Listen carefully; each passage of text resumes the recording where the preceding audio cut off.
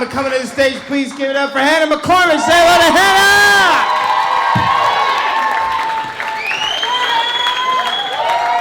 What's up, Gotham?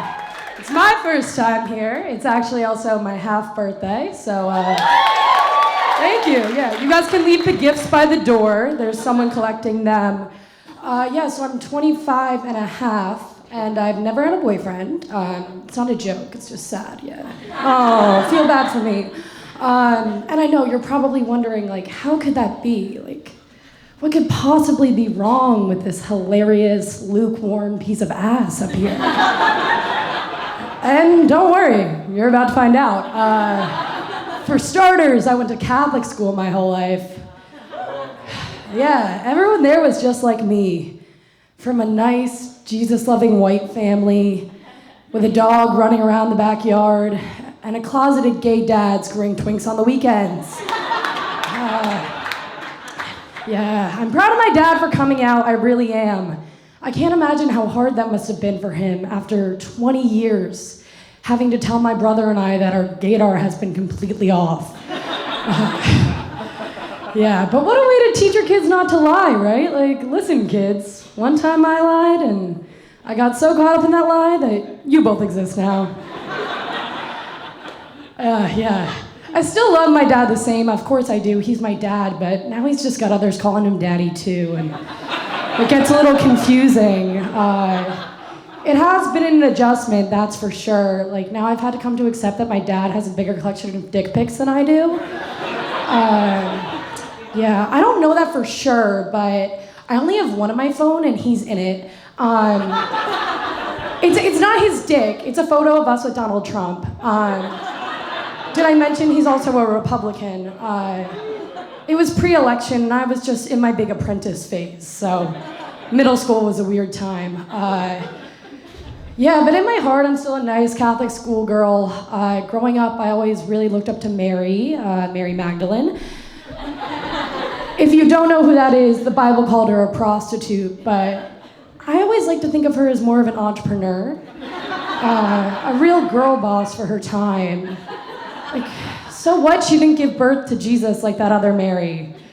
I'm sure she hit that, and that's gotta count for something, right? She's just in bed yelling like, Jesus Christ, and he's just like, hey, that's me. I don't agree with everything the church has to say, though. For one, I think that priests should be allowed to have sex. I mean, we all know that most of them are having it anyway, and the homilies would be way more interesting if they could just talk about it. Church would be a lot more like going to brunch with my girlies, you know? Listening to Father Kevin talk about getting dick down on a Sunday morning over a meal of bread and wine? Hallelujah, Father Kevin. Can we make that bottomless this Sunday? That sounds more interesting than most of the brunches I go to, though, because not only was my school Catholic, it was also all girls. So we're a pack of what you call late bloomers. The most action we saw in high school was when one of our classmates would finger blast herself underneath her skirt in religion class. But now that I think back on it, I can't say I blame the girl, because, you know, getting nailed on a cross does sound pretty kinky.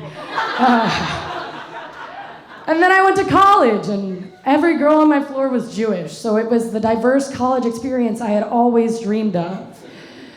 They were swapping stories about giving blowjobs at bar mitzvahs, and there I was, so embarrassed, because I was 18 years old and so naive that I had to ask what a bar mitzvah was. If anyone here knows what a blowjob is, I still have some questions on that one. Late bloomer, I'm still blooming. So on the first day, there were orientations for all the various religious groups on campus, and everyone who I had just met was going to the Jewish one.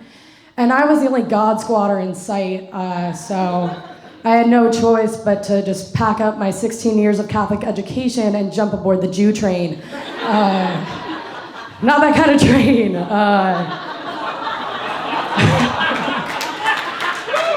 But now that I knew that a bar mitzvah was just a banger where everyone grinded to Kesha, I was pretty much ready to convert. So we're all gathering around, and I'm thinking to myself, you got this, Hannah's a Jewish name. You're gonna have them all fooled. Like, they'll think the crucifix necklace is ironic, right? Yeah. So we're circling up, and I'm just trying to whip out the only Jewish jargon I can think of. It's coming to me, and I'm like, Shalom. I'm Hannah. I'm from Short Hills, New Jersey. Kosher. Hey, and then the leader looks at me, and she says, oh, no way.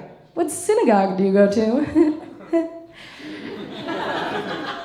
And just like that, my cover was blown. But what was I gonna do? I couldn't back out now. If there's anything I learned from my dad, it's how to live a lie. That's my time. Thank you very much.